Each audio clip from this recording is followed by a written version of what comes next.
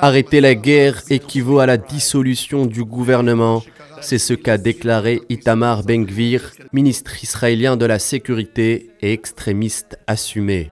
Une menace de fronde ouvertement déclarée. Pour Smotrich, ministre des Finances, l'arrêt de la guerre équivaut à la destruction d'Israël. C'est un pan de la classe politique sioniste qui souhaite à tout prix une guerre totale. Le reste de l'exécutif joue sa survie.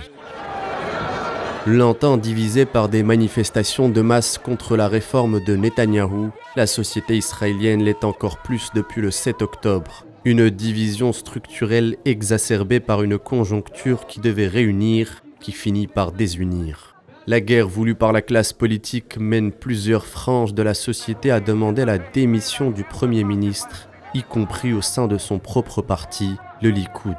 Alors que l'exécutif souhaite la destruction du Hamas, objectif de guerre inatteignable militairement, la majeure partie de la société souhaite prioriser la libération des otages.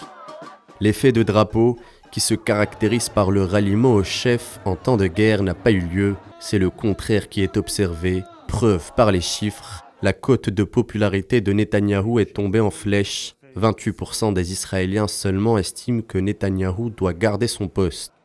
Celui-ci sait qu'après la parenthèse militaire, il devra rendre des comptes sur les conséquences d'une situation dont il est responsable. En plus de démystifier l'invincibilité de l'armée d'occupation sioniste, la résistance palestinienne fera probablement perdre sa place à Benyamin Netanyahou.